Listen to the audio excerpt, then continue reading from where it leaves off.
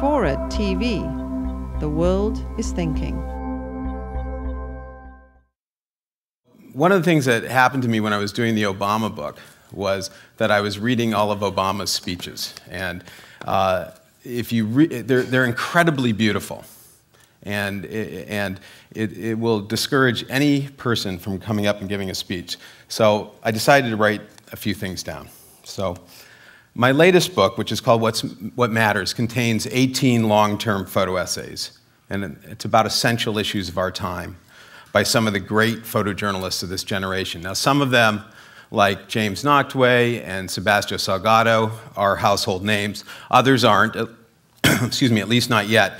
But all of them are masters of their craft, and they're deeply passionate about what they shoot. And I take their pictures and I make them into a book, but I don't go out and do what these guys did. So how passionate are we talking about? Well, all right. Passionate enough to shoot water issues in 30 countries for 5 years, like Brent Sturton did for our chapter on Thirsty World. Or shoot malaria on 3 continents for 2 years, like Maggie Hallahan did for the end of malaria. Or AIDS-ravaged communities in sub-Saharan Africa for well over a decade, like Tom Stoddard has. He's been shooting the same story for so long that I hired him to do photographs based on his work for A Day in the Life of Africa 6 years ago. And I'd like to thank, by the way, John Kamen, because I walked into John Kamen's office and said, could you do a documentary film about our Day in the Life of Africa book, which was an AIDS benefit? And John said, yes. That was the end of it, and he did. So Tom's been doing that for well over a decade. And in one story that's in What Matters, which is called The Price of Our Oil Addiction, Scenes from the Niger River Delta, the writer, Michael Watts, was shot by guerrillas, rebels, and the photographer, Ed Kashi, was imprisoned by the Nigerian troops and held incommunicado for a week. So suffice it to say that all these pictures that you look at, all the stories that you see going on behind me were shot under very tough conditions and most often with very little pay. So I went off on you saw where Rick and I had, what the type of work that Rick and I had done up to this point. But then just in the last couple of years, we've diverged a bit. And I wanted to explore and understand and imagine having that much passion and having that much inner need to tell stories that need to be told, no matter what the obstacles, and whether that was worthwhile. You get to a certain age and you want your work to be worthwhile. You want it to matter. So I worked on What Matters for 18 months. First, I developed a list of what I considered to be essential issues. Then I tried to figure out which of them could be shot and which of them can't be shot. I believe, for example, that campaign finance reform campaign financing in the United States is basically a form of legalized bribery. It's a meta issue. It affects every other issue that goes on, but it's really hard to take photographs of. So that was on the original list, but it didn't make it into the book. So then I went out and tried to find out what was being shot. And I asked 25 photo editors from around the country, at the New York Times, at Time, at the Washington Post, what have you seen? What photographs have you seen on these issues that I think are important? Some of them there were great stories on. Others of them, there wasn't anything good. I wanted to do something on biotech. I considered it incredibly important. There just weren't 12 or 14 pictures that could tell that story. But they also brought to me other issues and other pictures that I'd never thought of before. So there's a story in here on child brides. 10 million young girls around the world are married off each year between the ages of 10 and 15 years old. It's an amazing story. It's incredibly photogenic. It's a story where you look at the pictures and you care about them. So after getting all the photographs together, and I got all the photographs together first before I started to talk to writers, I tried to find writers who were the best in their field and could elucidate these picture stories. So these included, for example, Jeff Sachs at Columbia, who headed up the UN Millennium Project to have half world poverty by 2015. He wrote the seminal book, The End of Poverty.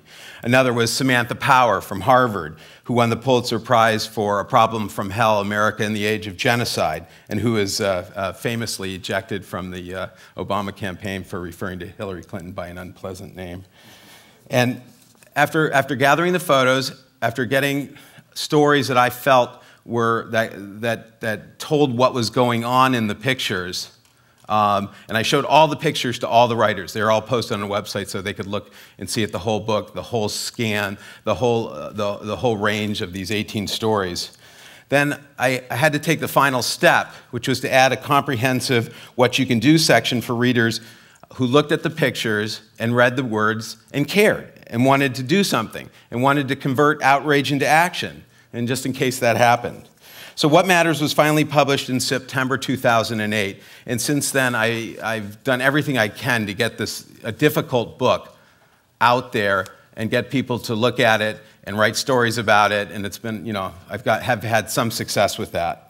Not on Oprah, but other places. But I've done dozens of media interviews trying to tell people why I did this book and why I think it matters and why it's important to them.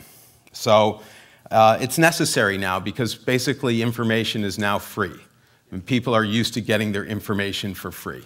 So that's a white flag I waved right away. I put the entire book, if you want to see the entire book, What Matters, you don't have to go to a bookstore, you don't have to buy it, you can go to whatmattersonline.com, it's all there. Or on one of Rick's keys, you can get it as well. So, and the second reason I felt like I really had to get out there and talk about this book is that even if it weren't free, the fact is that most people won't voluntarily spend $20 for a book that shoves tough issues in their faces. There is a small percentage that will, so I had to kind of canvass the world to find out who those people were and try to reach them. So I did all these interviews. I've probably done 100 interviews, 120 interviews, mostly radio interviews. And eventually, during the course of every single interview, the questioner inevitably asked me the same question, which is, and I'm sure many of you have published books and many of you have been on this circuit, so they always ask you, why did you do this book? So here's the thing, as you guys know.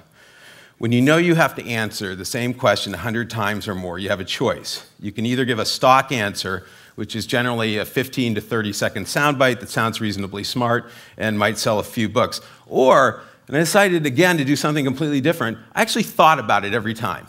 Every time somebody said, why did you do this book? I thought about it and tried to distill the answer first. I've been doing books with Rick for such a long time, and we'd been doing day-in-the-life books for such a long time, that whatever the questions were, Rick and I have had 5 answers that we gave. It's a visual time capsule, it's a book you can hold in your hands 100 years from now, and they're all important, and they're really good because they've been polished like pebbles in a stream for 20 years. So here was my first answer when people asked me, why did you do this book? And it's true. I walked into the big, sprawling Barnes & Noble near my house. I looked at all the books there, and it was all the usual suspects, all incredibly well done, all very glossy. And I thought to myself, after 8 years, or at that point, 7 years of Bush and Cheney, I got to do something else. I can't just do another book like that. So